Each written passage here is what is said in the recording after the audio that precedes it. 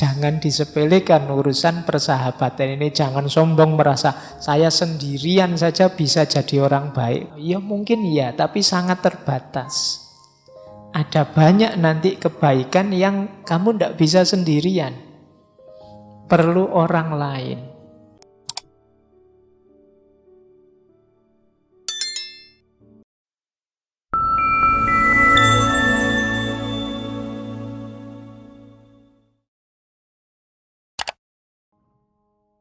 Assalamualaikum warahmatullahi wabarakatuh.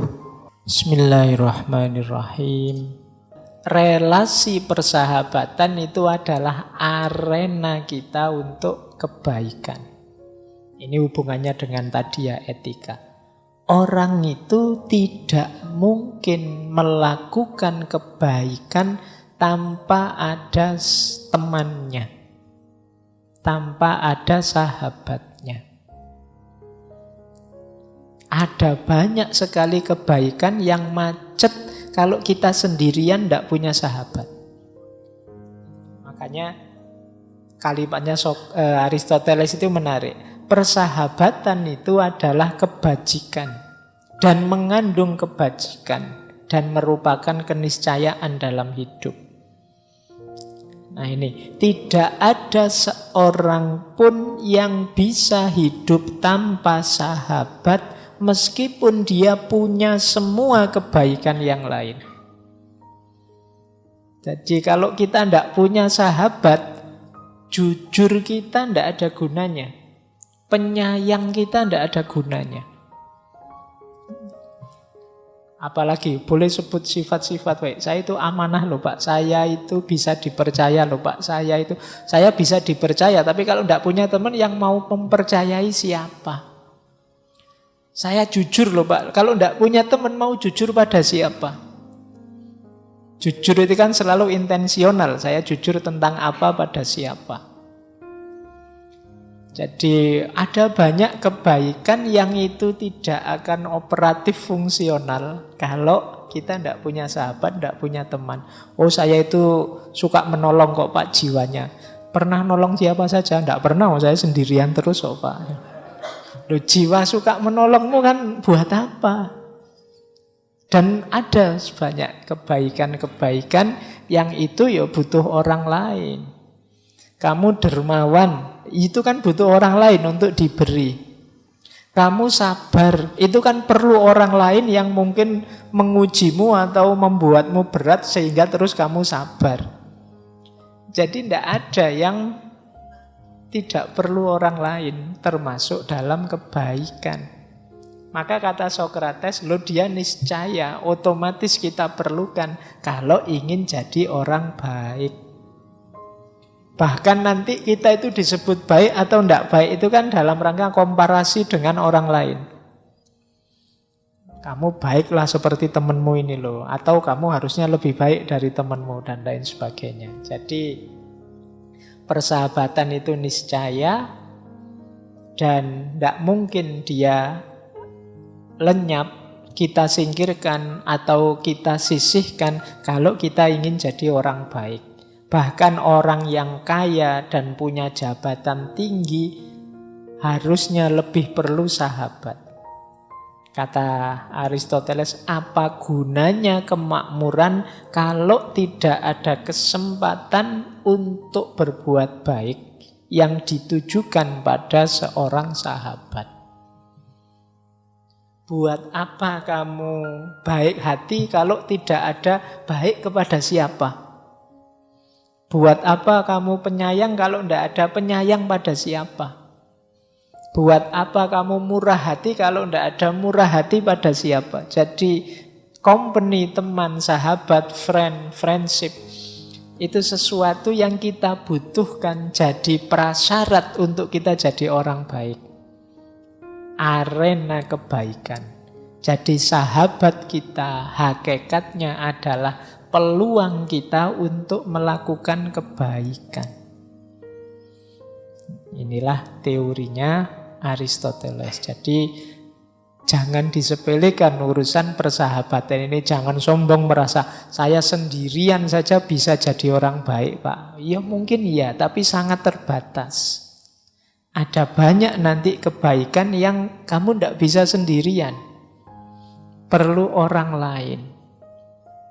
Jadi bahkan kata Aristoteles, apalagi kalau kita orang kaya, apalagi kalau kita punya jabatan, punya status, lebih kita memerlukan orang lain lagi. Jadi persahabatan hakikatnya adalah arena untuk kita melakukan kebaikan. Nah itu kalimat lagi dari buku Nikomachean Etik. Kata Aristoteles, sahabat itu dukungan bagi yang muda. Dalam rangka apa? Menjaga dari kesalahan. Untuk yang tua, sahabat itu dukungan kekuatan. Untuk mencegah dari kegagalan. Untuk yang di puncak, yang sedang jaya, sahabat itu dukungan untuk melakukan perbuatan mulia. Jadi di masa muda, kata Aristoteles, sahabat itu punya fungsi ngerem. Dengan adanya sahabat kita lebih terjaga. Kenapa? Karena anak muda itu kan sering meluap-luap. Semangatnya masih tinggi.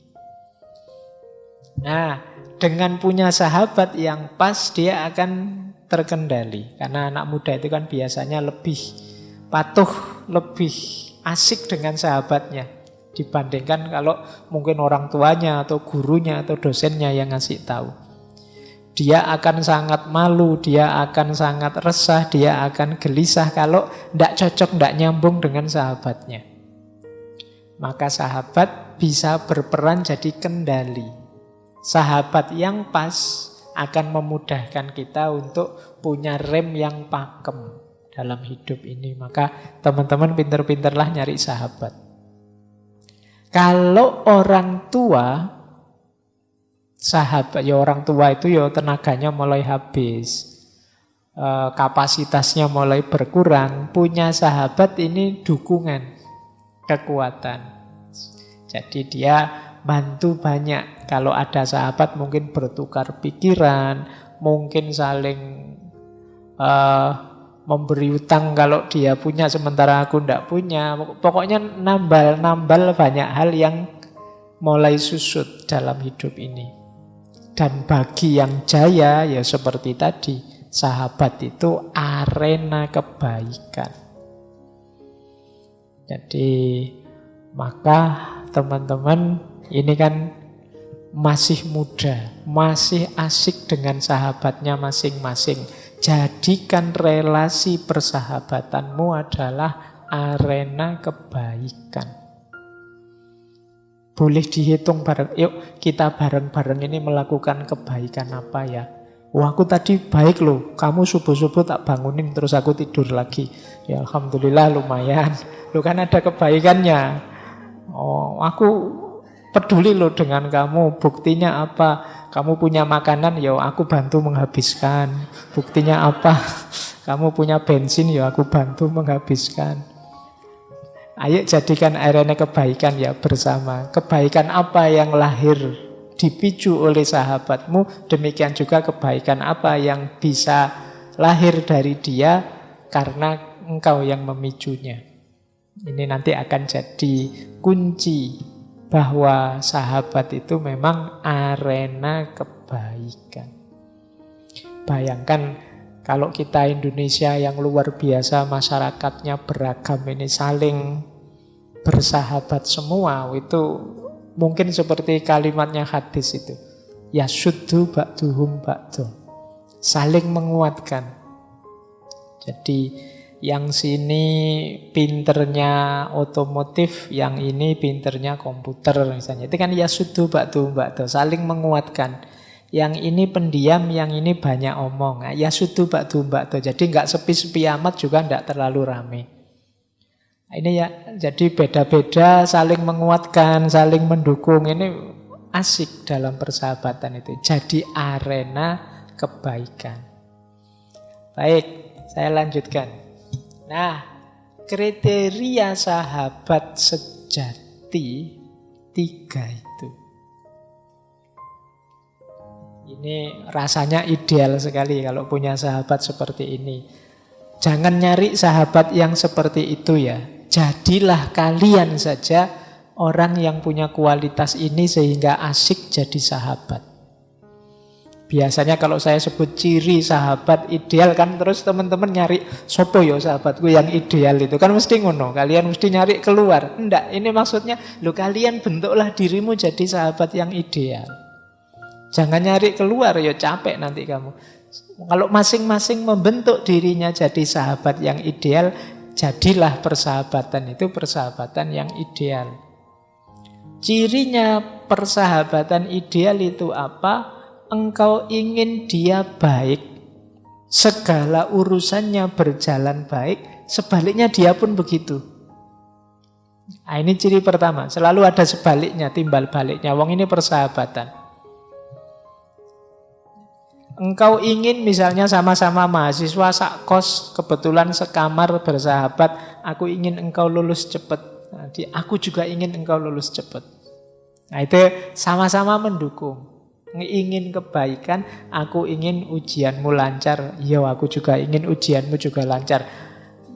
Kira-kira kalau kamu belajar mudahnya gimana biar di kamar ini aku tidak ganggu kamu. Oh, aku juga begitu, gimana caranya agar aku tidak ganggu misalnya. Aku tidak bisa ya belajar kalau banyak orang di kamar, ada orang di kamar, ya sudah saya tak keluar saja. Yang satunya juga begitu, saya juga begitu kalau belajar nggak bisa rame, ya sudah akhirnya keluar kabeh ndak sida sinau. Disepakati bersama ya. Yang satu, aku ndak bisa tidur kalau lampunya nyala, yang aku justru ndak bisa tidur kalau lampunya mati. Ya sudah kita gantian saja ya tidurnya, atau akhirnya dua-duanya ndak bisa tidur. Yaitu ilustrasinya. Tapi maksudnya yuk sesama sahabat saling peduli. Jadi aku ingin engkau baik saja. Kalau engkau melakukan hal-hal konyol yang tidak baik, yang merusak, yang menghancurkanmu, pasti aku cegah. Engkau pun pasti begitu kan. Nah ini sahabat. Jangan kok wah karena kita sahabat wis kamu mau apa saja termasuk yang jelek-jelek oke lah, ya enggak. Karena aku sahabatmu, maka aku peduli. Sehingga kalau aku tahu engkau melakukan yang jelek dan merusak, pasti aku cegah.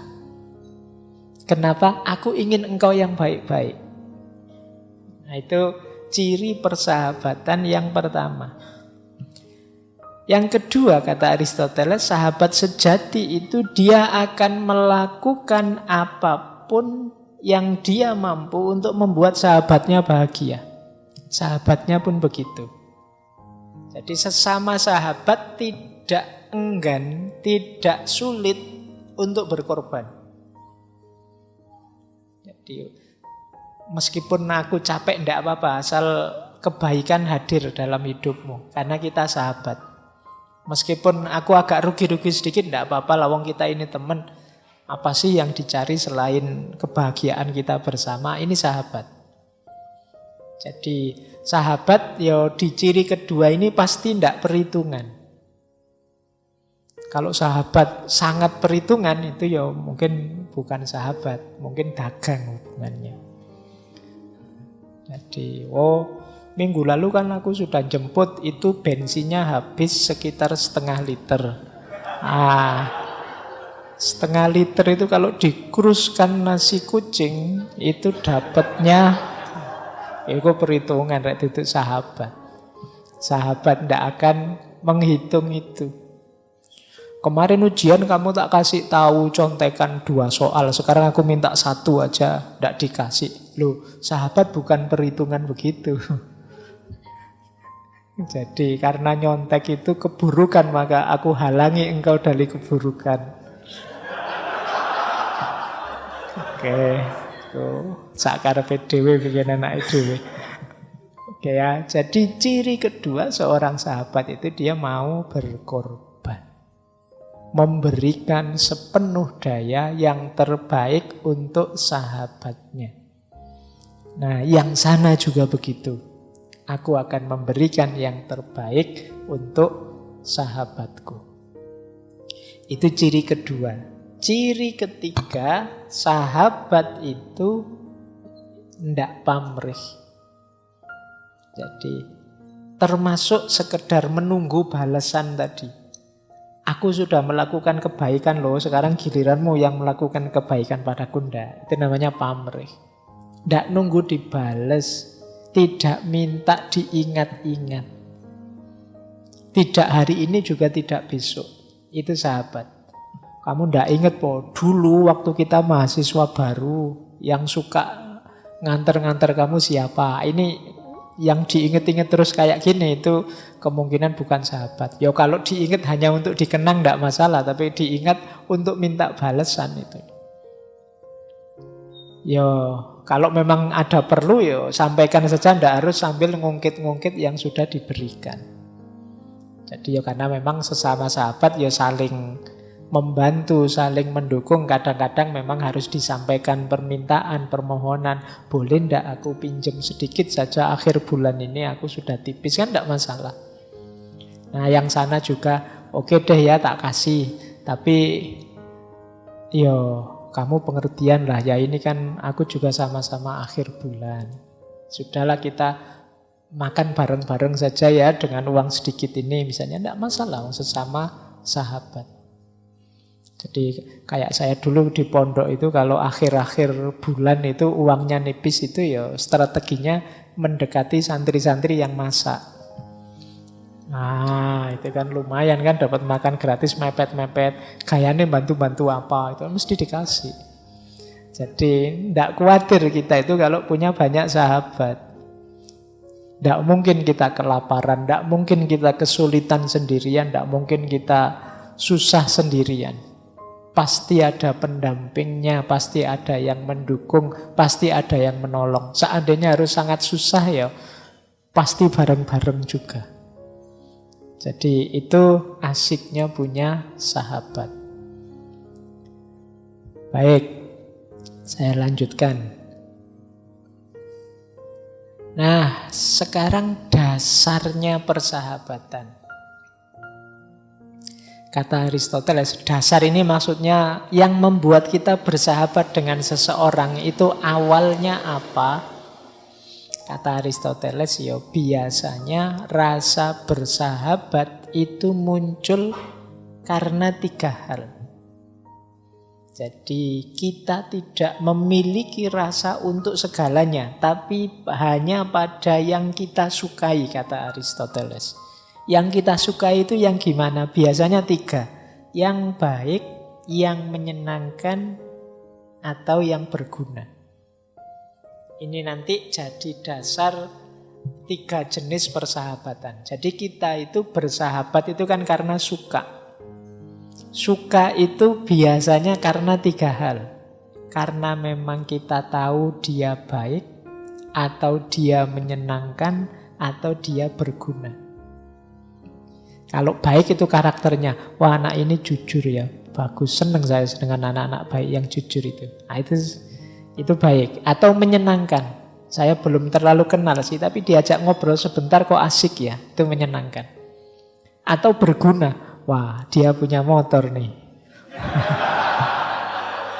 Ya, sementara aku jalan kaki, ini berguna namanya. Wah kok ketoke dhek pinter ini, sementara aku pontang-panting naik kuliah. Ini harus pendekatan terus ini, lumayan kalau ada tugas. Ini berguna. Itu biasanya 3 ini yang membuat kita suka. Jadi ada yang mau kita manfaatkan, atau menyenangkan saja, atau memang baik sehingga kita suka. Manusia itu kan punya kecenderungan suka pada yang baik-baik.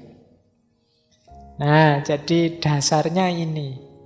Maka bagi siapapun yang ingin nambah sahabat sebanyak mungkin, perhatikanlah hal-hal 3 ini. Yang baik, yang menyenangkan, atau yang berguna.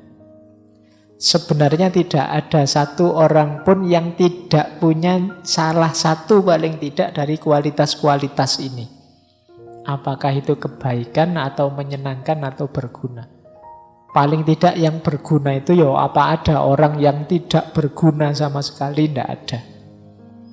Ya wis ana gunane le sithik-sithik yang nggo nambah-nambah Temen di Facebook kan lumayan, gue nambah-nambah grup WA kan lumayan, ndak ada yang sama sekali ndak ada gunanya. Atau yang menyenangkan, ya gue hibur-hiburan lah. Lumayan aku punya teman kamu, akhirnya aku ndak terlalu merasa minder. Ada yang lebih di bawah saya ternyata. Loh itu kan ya lumayan menyenangkan, bisa membahagiakanmu. Jadi banyak, ndak ada yang orang itu yang mungkin sama sekali tidak layak jadi sahabat. Selalu saja ada alasan untuk kita bersahabat dengan dia, siapapun itu. Jadi kecuali kita memang pribadinya agak pribadi cuek, ndak peduli, agak terlalu egois. Itu sulit melihat kebaikan orang, melihat sisi menyenangkannya orang atau manfaat gunanya orang lain. Jadi kalau versinya Aristoteles, yuk kita sukai siapa saja dalam aspek kebaikannya, sisi menyenangkannya atau sisi bergunanya. Kok hari ini sulit sekali Pak, orang itu rukun, orang itu dekat, orang itu saling bersahabat, padahal ya satu bangsa, padahal ya satu agama, padahal ya bahkan satu kelompok, satu kelas, satu organisasi. Caranya cari 3 aspek itu. Fokuslah pada kebaikannya. Tidak ada orang itu yang 100% jelek. Pasti ada baiknya. Hari ini banyak orang itu kalau sudah tidak suka, lupa bahwa orang itu selalu ada saja baiknya. Yang selalu kita lihat jeleknya. Mari kita lihat baiknya. Teman-teman boleh sebut siapa yang dibenci, tokoh siapa atau orang siapa, carilah, pasti dalam dirinya ada sisi baiknya. Ini akan membuat menawarkan kebencian yang mungkin terlalu dalam diri kita. Oh ya dia ya manusia kok. Pasti ada baiknya.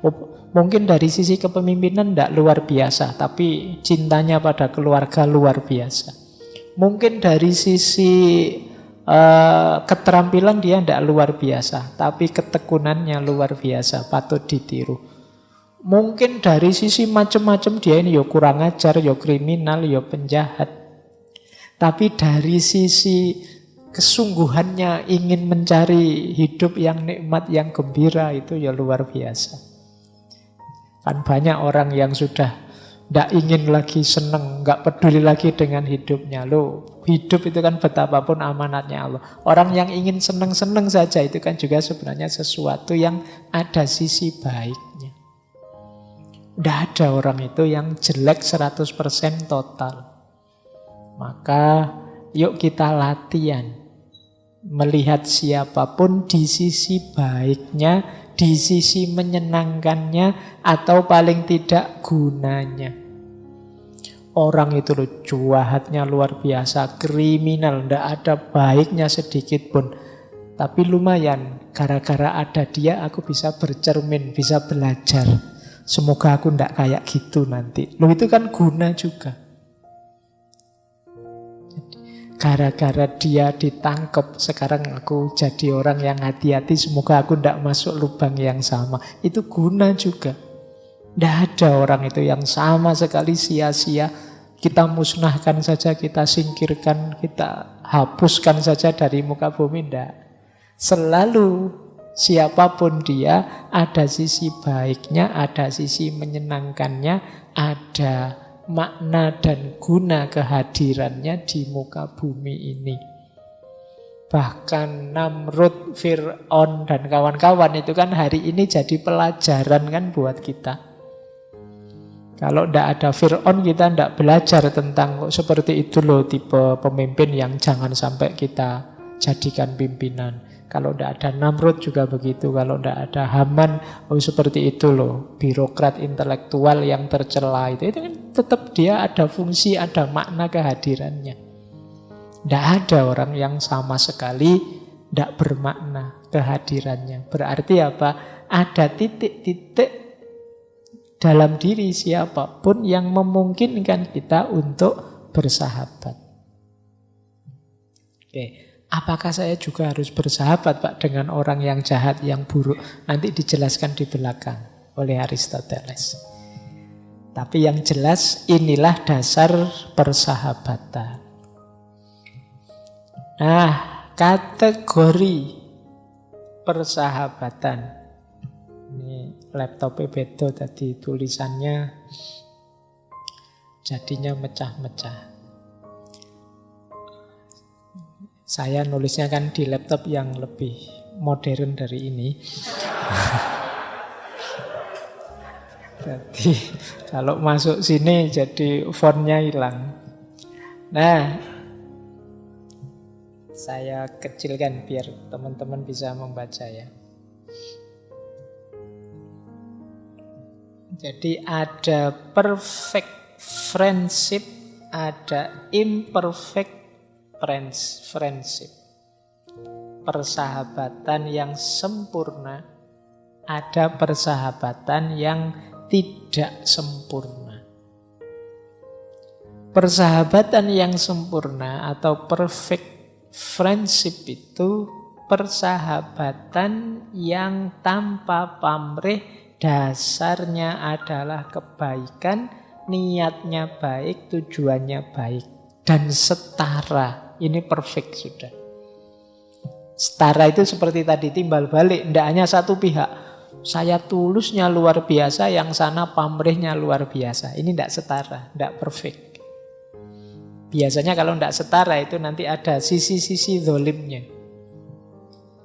Jadi apakah itu namanya bukan persahabatan Pak kalau tidak setara? Ya sahabat sih tetap, tapi imperfect. Kalau ingin perfect itu yang kebajikannya setara. Kebaikannya ya, tidak hanya fasilitasnya. Kalau antara yang kaya dan yang miskin Pak, bisa saja jadi perfect kalau persahabatan itu tulus, tanpa pamrih, sama-sama berniat baik. Jadi cirinya sahabat itu perfect atau tidak, kesetaraannya. Nanti ada yang imperfect. Kalau imperfect itu tidak setara dan biasanya ada pamrihnya. Mungkin karena ingin senang saja atau hanya manfaat saja. Nah, ini imperfect. Tadi kan dasarnya ada kesenangan, ada juga manfaat yang bisa saya ambil. Kalau hanya itu namanya masih imperfect sebenarnya. Iya, sudah sahabat tapi belum perfect. Kalau perfect itu tidak ada pamrih apa-apa. Ada manfaat dari persahabatan, alhamdulillah. Tidak ada juga tidak apa-apa. Aku untung dari persahabatan ini atau rugi dari persahabatan ini, tidak masalah. Karena saya tahu persahabatan ini baik, itu saja cukup. Ah, ini perfect namanya. Jadi kalau teman-teman masih punya banyak pamrih dan kayak tadi, aku seneng ya kalau bersamamu itu jadi seneng. Mungkin senengnya karena apa? Nah, nanti kalau apanya ini hilang, senengnya juga hilang. Manfaat tadi, wah aku dapat manfaat banyak dari kamu. Manfaat antar jemput, manfaat makan gratis, manfaat apa. Itu kalau ininya hilang itu persahabatannya levelnya juga turun. Jadi persis seperti cinta. Ini kan karena memang jenisnya cinta juga yang namanya filia. Cinta itu kan kalau dasarnya macam-macam, bukan ketulusan. Ya kalau dasar tadi hilang, ya cintanya ikut larut. Aku senang padamu karena kamu ganteng. 30 tahun lagi kalau tidak berubah alasan cintanya hanya gantengnya, ya 30 tahun yang akan datang banyak beruntung-beruntung baru lebih ganteng. Jadi banyak yang lebih cakep pasti. Itu kan kalau ada motif, ada pamrih selain cinta itu sendiri. Selain kebaikannya cinta. Persahabatan juga begitu. Kalau ada motif lain, ada cita-cita, niat lain. Selain kebaikan persahabatan itu, bukan berarti terus bukan persahabatan. Iya, itu masih persahabatan, tapi imperfect. Belum sempurna, berproses terus. Awalnya sih saya dapat manfaat Pak, tapi lama-lama rasa bersahabat ini semakin dalam sehingga meskipun tidak ada manfaat itu lagi, bagi saya dia tetap sahabat terbaik. Nah, ini dari imperfect sekarang jadi perfect. Niatnya bukan itu kok Pak. Manfaat itu ya bonusnya saja. Nah, dari imperfect sekarang jadi perfect. Meskipun dia sekarang sudah tidak bawa motor lagi, sudah dibawa pulang ke kampung, ya bagi saya tetap dia sahabat terbaik. Saya tidak diantar jemput, tidak apa-apa. Saya tak nyari teman yang lain yang punya motor. Tapi kan tidak putus persahabatan kita, tetap sahabat lah. Bahkan kalau bila perlu, kalau aku punya motor, gantian aku yang antar jemput dia. Nah ini namanya perfect friendship dan imperfect friendship.